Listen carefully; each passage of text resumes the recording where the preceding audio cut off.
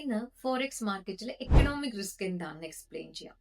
അതായത് ഈ exchange rate fluctuations കൊണ്ട് നിങ്ങളുടെ കമ്പനിയുടെ കോമ്പറ്റിറ്റീവ്നെസ്സിനോ ഫ്യൂച്ചർ ക്യാഷ് ഫ്ലോ പൊട്ടൻഷ്യലിനോ അല്ലെങ്കിൽ അതിന്റെ ലോങ് ടേം ഫൈനാൻഷ്യൽ പെർഫോമൻസിനോ എഫക്റ്റ് ചെയ്താൽ നമ്മൾ അതിന് എക്കണോമിക് റിസ്ക് എന്നാണ് പറയുക. അപ്പൊ ഇതിനൊരു ചെറിയ എക്സാമ്പിൾ നോക്കാം. അതായത് ഒരു കമ്പനി, സപ്പോസ് ഈ കമ്പനി അത് റോ മെറ്റീരിയൽസ് ഇമ്പോർട്ട് ചെയ്ത് ഫിനിഷ്ഡ് പ്രൊഡക്ട്സ് ഒക്കെ ഉണ്ടാക്കി എക്സ്പോർട്ട് ചെയ്യുന്ന ഒരു കമ്പനിയാണെന്ന് വിചാരിക്കുക. ആ സമയം നമ്മുടെ ഇന്ത്യൻ റുപ്പി അപ്രീഷിയേറ്റ് ചെയ്യുന്നു.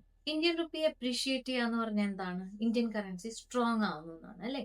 അപ്പോൾ ഇന്ത്യൻ കറൻസി എപ്പോഴാണ് സ്ട്രോങ് ആവുക? ജസ്റ്റ് എക്സ്ചേഞ്ച് റേറ്റ് വെച്ചിട്ട് ഒരു എക്സാമ്പിൾ പറഞ്ഞാൽ $1 ഈസ് ഈക്വൽ ടു 80 INR എന്നുള്ളത് $1 ഈസ് ഈക്വൽ ടു 70 INR.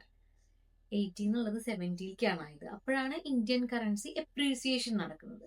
അപ്പൊ അങ്ങനെ ഇന്ത്യൻ കറൻസി സ്ട്രോങ് ആവുമ്പോൾ ആ ഫോറിൻ കസ്റ്റമർ, നമ്മൾ എക്സ്പോർട്ട് ചെയ്യുന്നത് US-ലോട്ടാണെന്ന് വിചാരിക്കും. ഓക്കെ, അപ്പോൾ from the US customer point of view അവിടെ നിന്നിട്ടാണ് നിങ്ങൾ ചിന്തിക്കേണ്ടത്. ഈ ഇന്ത്യൻ എക്സ്പോർട്സ് അല്ലെങ്കിൽ അവരുടെ പ്രൊഡക്റ്റ്, ഇതൊരു ടെക്സ്റ്റൈൽ കമ്പനിയാണെന്ന് വിചാരിക്കൂ.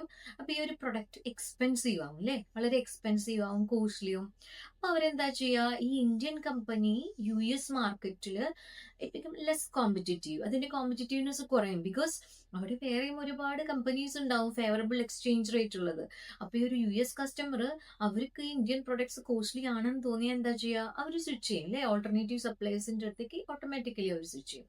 അപ്പൊ ഇന്ത്യൻ കമ്പനിയുടെ റവന്യൂവിനാണ് അത് എഫക്ട് ചെയ്യുക, സെയിൽസിന് എഫക്ട് ചെയ്യും, റവന്യൂവിന് എഫക്ട് ചെയ്യും, ഫൈനാൻഷ്യൽ പെർഫോമൻസിന് എഫക്ട് ചെയ്യും, അതിന്റെ പ്രോഫിറ്റബിലിറ്റിനെ ഇമ്പാക്ട് ചെയ്യും. ഓക്കെ, ഇതിനെയാണ് എക്കണോമിക് റിസ്ക് എന്ന് പറയുന്നത്. അപ്പൊ ഈ ഒരു കമ്പനി എക്കണോമിക് റിസ്ക് ആണ് ഫേസ് ചെയ്തത്.